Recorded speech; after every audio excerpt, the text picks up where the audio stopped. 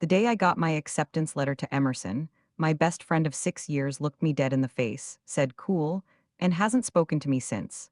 That was 4 months ago. Let me back up. Nadia and I met in seventh grade when we were both cast as background villagers in our school's production of Into the Woods. We were terrible, like genuinely bad, but we spent every rehearsal cracking each other up in the wings, and by opening night we were inseparable.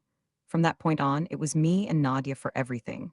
We took the same electives, sat together at every lunch, did this thing where we'd FaceTime while doing homework and just exist in silence together for hours.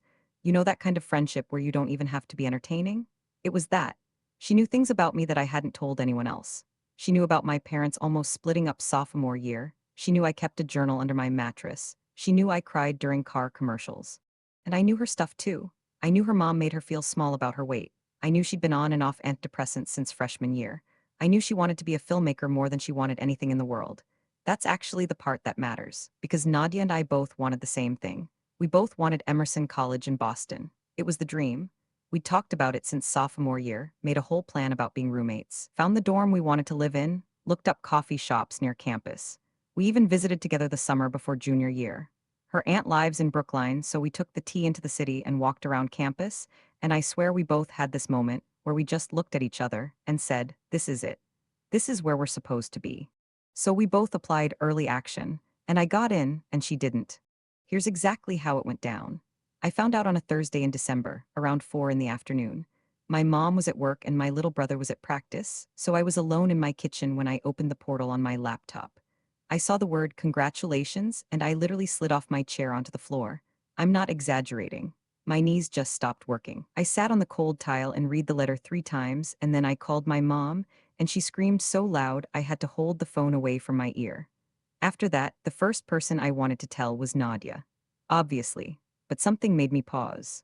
I knew she'd checked her portal that morning before school because she'd texted me, nothing yet, still says decision pending with a period at the end, which for Nadia was basically a distress signal. So I thought maybe she hadn't gotten her decision yet. I thought I should wait. But then I thought, no, this is my best friend. She'd want to know, she'd be happy for me, right? So I drove to her house. I didn't even text first, which honestly was my first mistake. I just showed up at her door, still shaking, still smiling so hard my face hurt. Her mom let me in and I went up to her room and she was sitting on her bed with her laptop open and I could tell she'd been crying. And I knew before she said anything. But I was already in the room, already buzzing with my own news and I couldn't shove it back down.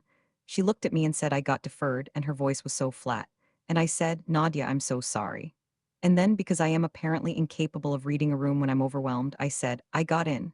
Just like that, 2 sentences back to back. I'm so sorry I got in. She stared at me for what felt like a full minute. In reality, it was probably 5 seconds, but time does that thing where it stretches out when you know you've messed up.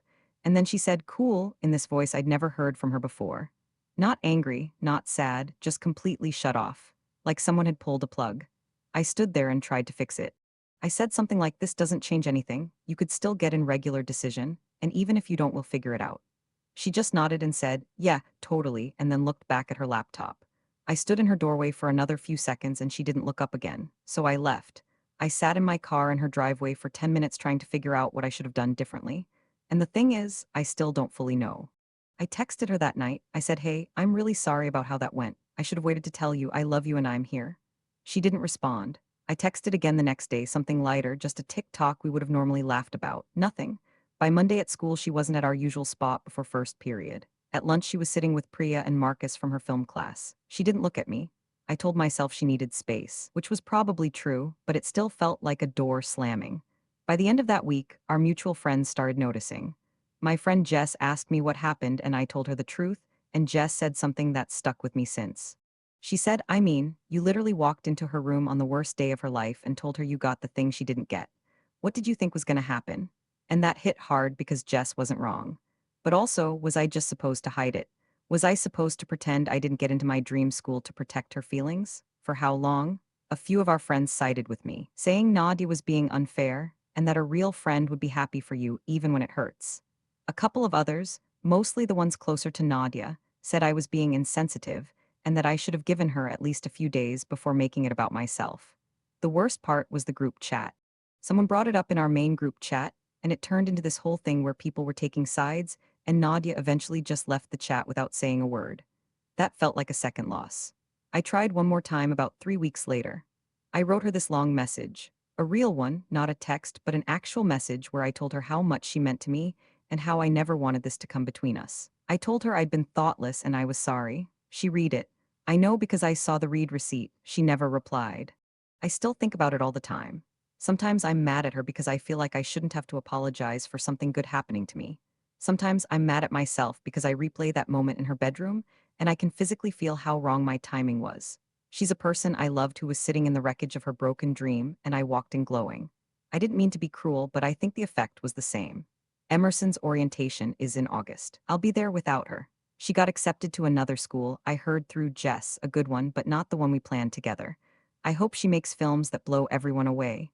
I hope she knows I still mean that. But honestly, if you were in my position, what would you have done? And if you were in hers, could you have forgiven me?